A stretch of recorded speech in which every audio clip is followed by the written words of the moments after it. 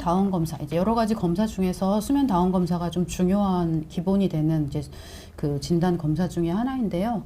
수면 다운 검사는 이제 자면서 하는 검사예요. 그래서 쉽게는 이제 잠을 찍는 사진기 이렇게 표현을 드릴 수도 있겠고요. 그래서 환자분들 같은 경우에는 이제 병원에 내원을 하셔서 수면 다운 검사를 한다 하시면은 이제 앞에 뭐가 많았죠. 이제 여러 가지 설문지나 이런 것들을 작성을 하시고 하룻밤 주무시고 아침에 가시면 나중에 이제 이런 것들을 이제 기사분과 이제 의사 선생님이 분석을 하셔서 결과를 듣게 되시는데요.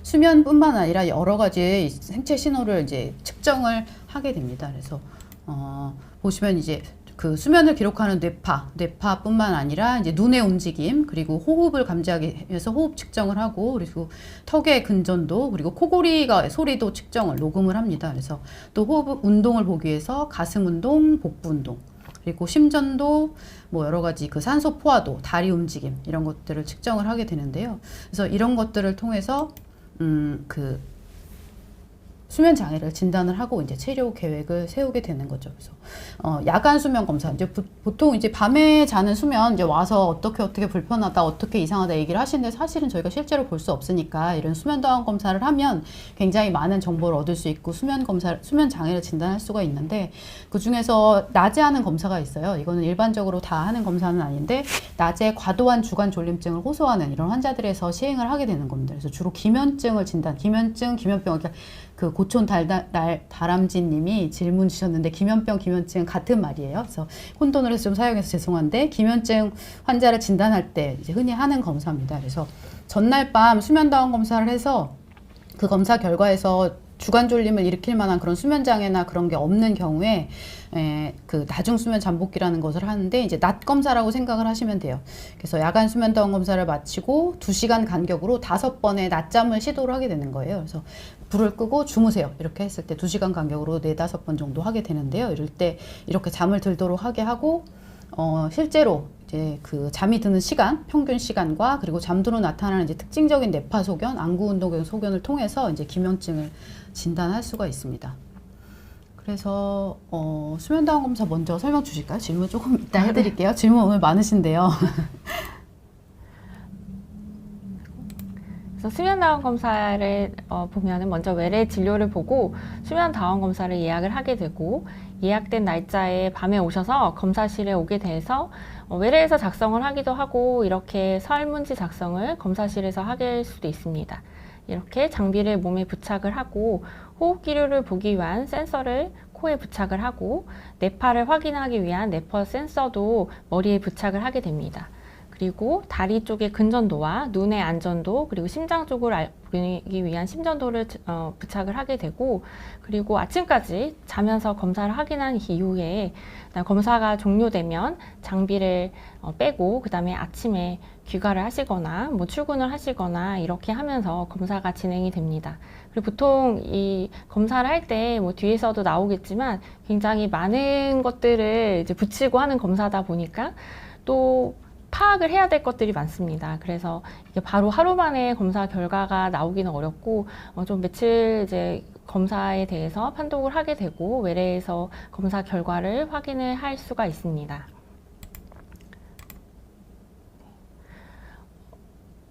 그래서 수면 다운 검사로 알 수 있는 것들은 어떤 게 있을까요, 선생님?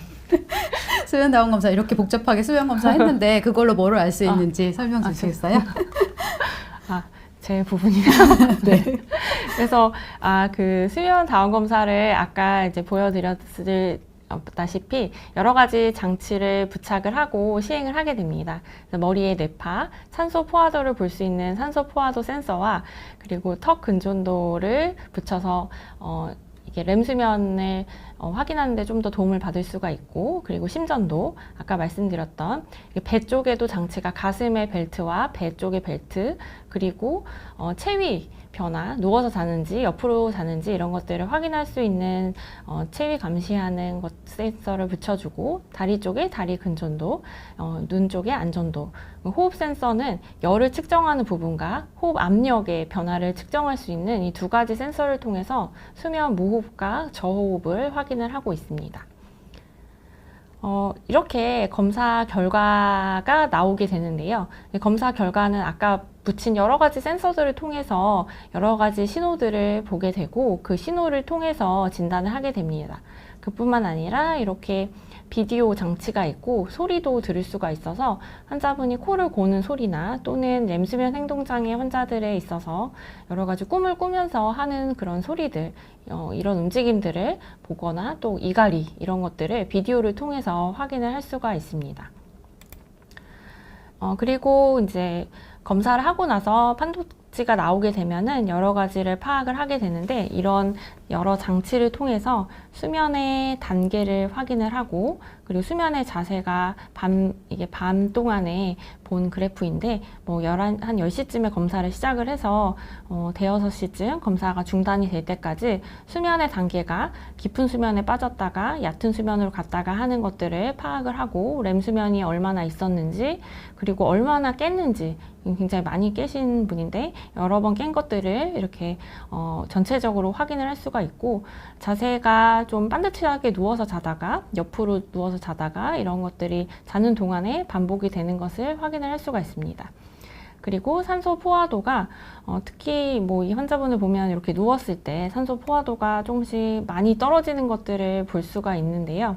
산소 포화도가 얼마나 떨어지는지, 그리고 심박동수의 변화, 그리고 코골이도 이제 소리를 통해서 얼마나 심하게 코를 고는지를 확인을 하고 가장 여러 가지 것들 중에서 중요하다고 할 수 있는 호흡, 수면, 이제 무호흡, 폐쇄성 수면 무호흡이나 아니면 저호흡 그리고 중추성 호흡 같은 것들이 얼마나 있었는지를 이렇게 파악을 해서 확인을 할 수가 있습니다. 선생님 앞에 보면 굉장히 수면 구조가 안 좋으신 분이었나 봐요. 그죠? 네. 더 이쁘게 그 수면 검사가 안 나오고 굉장히 자주 깨고 네. 그 수면 무호흡증 때문이신 거죠? 네. 이거는. 네. 여기 보시면 산소 포화도도 이렇게 굉장히 네. 많이 떨어지고 네. 그리고 숨을 안 쉬거나 덜 그렇죠. 쉬는 구간들도 많고 그리고 이렇게 근전도상에서 수면 무호흡에 따라서 다리 움직임들도 있는 것들을 확인을 할 수 있는 그런 환자분이었습니다. 이렇게 수면 중에 기도가 막히면 사실 이렇게 밤에 목 졸리는 거하고 같잖아요. 네. 이제 네. 그렇게 생각한다면 네. 굉장히 잠을 자는 게 네. 자도 잔 것 같지가 않고 그러실 네. 텐데요. 그래서 조금 우리 질문 보고 갈까요, 선생님? 네. 아까 짱구 친구 맹구님이 저는 35살 직장인입니다. 평생을 저녁에 잘 때마다 매일 꿈을 꿔요. 다음날 피곤하거나 그런 건 없는데 평생 꿈을 꾸는 것은 정신적으로 안 좋을까요? 하셨는데 선생님 어떻게 생각하세요? 사실 정신적으로 안 좋을 부분은 별로 제가 생각할 때는 없을 것 같고 꿈을 꿔서 좀 힘들어하는 분들이 있기는 하시더라고요. 그래서 네. 그런 분들은 조금 꿈 때문에 좀 공포스러운 꿈이나 힘든 꿈들을 꾸면서 매일 꿈을 꾸면서 피곤해 하시는 분들은 조금 문제가 될 수 있겠지만 그런 게 아니신 분들은 그렇게 몸에 안 좋을 거는 없으실 것 같아요. 선생님 생각으로. 제 생각에 이제 그 꿈을 꾼다는 게 사실은 이제 기억을 못 하는 분들이 있고 네. 기억을 하신다는 분들이 있잖아요. 근데 이제 기억을 한다는 거는 사실은 이제 그 렘수면 꿈을 꾸거나 이제 그럴 때 자주 깬다는 네. 그런 뜻이 좀 될 수 있으니까 수면 질이 안 좋을 수 있는데요. 근데 이분 같은 경우에는 그래서 이제 자주 깨면 당연히 이제 잠의 질이 안 좋고 다음날 피곤하고 이제 그리고 선생님처럼 악몽이면 또 이제 그게 어려움이 있을 텐데 이분은 다음날 피곤하거나 그런 건 없다고 하시니까 다른 동반 증상이 없으면은 크게 걱정하실 필요는 없을 것 같아요. 네. 그렇죠. 그리고 그 다음 고촌 날다람쥐님이 올리신 거는 선생님 한번 읽어봐 주시겠어요? 네. 요즘 밤에 잠이 안 와요. 다음날 출근해야 하는데 심할 때는 5시 넘어서 잠들어서 7시에 깨시네요. 물론 일어나면 무지 피곤하시고 어떻게 해야 할까요? 어떻게 근데 좀 네. 평소에 운동량이 부족하고 바이오리듬이 불규칙적이긴 해요. 이거 답을 아시는 것 같아요. 저걸 보시면 불면증의 환자라고 할 수 있긴 한데, 그죠? 근데 이제 고칠 수 있는 부분이 그죠? 이제 저희가 이제 스스로 이제 해볼 수 있는 게 수면 위생에 관한 부분이잖아요. 이제 네. 규칙적인 생활 습관, 이제 일찍 자고 일찍 일어나야 하는데 사실 일찍 일어나는 게 우선이거든요. 근데 보통 이제 출근 때문에 아마 7시에 일어나시긴 하는 것 같아요. 그래서 7시에 일어나서 아침에 이제 밝은 빛 쏘이고 운동을 열심히 하시고 그렇게 하고 규칙적인 생활을 하고 하시면 좀 개선이 되지 않을까 싶고요. 아까 선생님이 설명해 주신 것처럼 수면 일기 같은 거 쓰셔서 뭐 커피를 많이 드시지는 않는지 운동량이나 뭐 야외 생활 같은 거 이런 거 기록해 보시면 본인의 또 패턴을 파악해서 어떤 게 안 좋은지도 좀 알 수 있고요. 근데 그래도 못 고치시면은 아무래도 수면 클리닉을 방문해서 상담을 해주시는 게 좋겠습니다. 네, 또 이게 바이오리듬이 불규칙적이라고 하시긴 하셨는데 아마도 뭐 평일에는 일찍 일어나시겠지만 또 주말에 그 이제 따라잡기 수면 같은 것들 하면서 너무 많이 자거나 또는 주말에 갑자기 낮잠을 오래 자게 되면 그 다시 월요일 날 그게 회복하는 게 힘든 경우가 많은 것 같습니다. 저도 역시 이번 연휴 동안에 원래는 이제 뭐 제가 6시 정도에 일어났는데 연휴 동안에 점점 일어나는 시간이 늦어져서 마지막 날에는 거의 10시쯤, 아침 10시쯤 일어났더니 그날 이제 출근하기 전날, 그러니까 어저께 밤에는 거의 새벽 2, 3시가 돼도 잠이 잘 안 오고 그다음에 결국에는 새벽에 6시에 이제 기상을 하니까 오늘 굉장히 피곤한 상태인데요. 그렇죠. 그런 것들이 이제 항상 규칙적이어야 되는데 그게 평일에는 규칙적이다가 주말에는 또 다른 패턴으로 살다 보면 이게 적응하는 시간이 평일 동안에 힘든 것 같아요.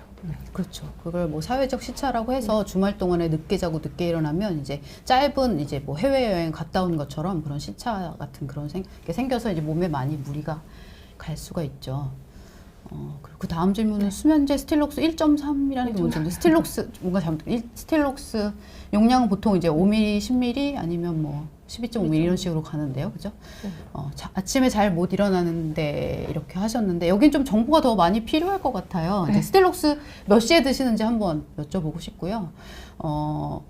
일단은 수면제를 드시는 거는 이제 뭐 가급적이면 수면제는 이제 장기간 사용하는 거는 권장하고 있지 않지만 일단은 사용을 하고 계시다면 수면 시간보다 7시간 최소한 7시간 전에는 복용을 하시는 걸 권장드리고 있거든요.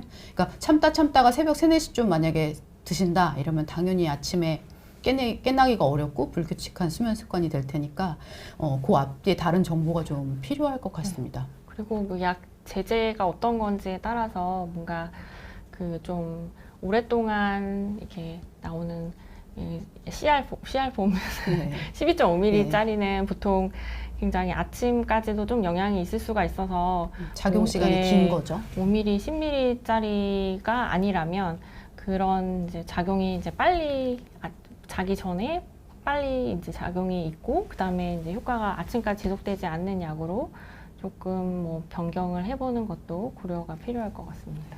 밤 10시에 드시고 아마 12.5ml인 것 같은데요. 그러게요. 선생님 말씀하신 것처럼 아마 그게 길게 작용하는 약제니까요. 네. 말씀하신 것처럼 좀 짧게 적용하는 그 레귤라 폼이라고 해서 5ml, 10ml짜리가 좀 더 작용 시간이 짧거든요. 그래서 그걸로 변경해 본다던가 어쨌든 그런 식으로 좀 조절을 해보시는 게 좋을 것 같습니다. 다음 윤희님은 뭐 36년째 4시간에서 6시간 주무신데요. 숏슬리퍼라고 하시는데 부럽습니다. 저도 부럽네요. 제가 어렸을 때부터 꿈꾸 나오는데요. 베리 롱 슬리퍼라서. 네, 저도 그런데요.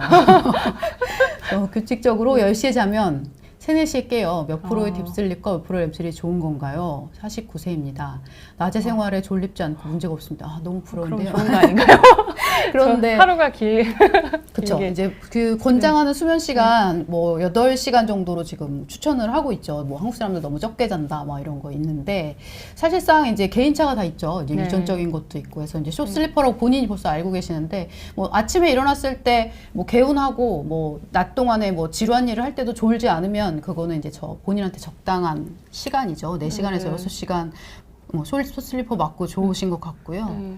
렘슬립은 보통 수면에서 20에서 20% 정도, 20에서 25% 정도 그 정도 차지하고 있고 나머지가 이제 넌렘슬립에 해당이 됩니다. 그래서 뭐 숏슬리퍼라서 그 낮에 부담이 없으면 다른 문제는 없으실 것 같고요. 고촌 날다람쥐님도 비슷한 한비아님 얘기를 해주셨네요. 이렇게 말씀을 해주셨는데 한비아님도 숏슬리퍼일 가능성이 있어 보이긴 한데 저렇게 이제 저희도 뭐 짧게 자는 거 부럽다 이렇게 말씀을 드렸지만 또 그렇게 뭐 4시간만 자도 충분하다는 그런 책도 있고요. 뭐 파워슬립에 관한 그런 조금만 자도 된다는 그런 되게 유혹적인 그런 말들이 많이 있는데 사실은 뭐 정확히 뭐 당장은 뭐 어떤 효과를 알 수 없을 수도 있는데 그 수면 시간과 사망률을 조사한 그런 그 역학 조사가 있잖아요. 네. 여기서 이제 7, 8시간을 주무시는 분들이 사망률이 가장 낮고 그보다 적게 주무시면은 사망률이 올라가는 걸로 돼 있어요. 그래서 그런 것들을 참고로 하면 개인차가 있지만 그래도 충분한 수면을 취하는 것을 더 추천드리고 있습니다. 최근에는 또 너무 길게 자면 또 그게 별로 좋지 그렇죠. 않다는 네, 것도 있어서 네. 뭐 꼭 길게 자는 게 좋은 건 아니기 때문에 짧게 뭐 6시간 정도는 사실 제가 볼 때는 그냥 그 정도면 꽤 괜찮으신 것 같고 4시간은 좀 적은 것 같아요. 2일 동안 6시간 자요. 2일 동안 네. 그건 되게 적기는 하네요. 네. 그리고 다음은 수면 다원 검사 시 평소 먹던 수면제는 먹지 않고 검사하나요? 선생님은 어떻게 하고 계시나요? 아무래도 장기간 드셨던 분이라면은 갑자기 끊으면은 못 주무실 테니까요. 네. 장기간 드셨던 분이라면 먹는 거를 네. 먹고 하는 것을 추천드리고요. 네. 뭐 수면제 말고 그다음 다른 다른 약제 같은 것들은 뭐 필요에 따라 중단하기도 하는데 저 경우에는 이제 복용을 하고 하는데 이제 선생님하고 상담하시면 네. 될 것 같습니다. 미리 복용 약제를 다 알려주셔야죠. 네. 갑자기 끊으면 뭐 검사할 때 전혀 못 자다 보면 아예 네. 검사가 네, 안 될 그렇죠. 수가 있기 때문에 네. 뭐 먹고 검사를 오랫동안 먹었던 분들은 먹으면서 검사를 하는 게 필요할 것 같네요. 네. 그리고 멜라토닌 처방받으면 수면 장애가 좀 나아지려나요? 네. 멜라토닌도 지금 뭐 수면 유지 장애에 그 효과가 있는 수면제로 지금 나와 있죠. 그래서 뭐 도움이 될 수 있을 것 같습니다. 뭐 저것만 들어서는 딱 뭐라고 말씀드리긴 좀 어렵지만 네, 네, 도움이 되는 약제로 나와 있고요. 네. 뭐 그리고 무전성이 없고 좀 장기간 복용할 수 있는 약제니까요. 특히 이제 55세 이상에서 이제 수면 유지 장애 적응증이 되어 있으니까 사용해 볼 수 있을 것 같습니다. 네. 보험이 아니라서 조금 뭐 비용이 사용에, 조금 네, 비싸죠. 비용이 비싸다는. 보험이 비싸죠. 네, 그래서 네. 저는 사용을 참 하기가 어렵더라고요. 네. 비싸서 조금 네. 드시다가 네. 못 드시더라고요. 네. 그렇죠. 네. 그죠. 길게 처방적 네. 받기에는 조금 네. 부담스러울 수가 있죠. 그렇죠.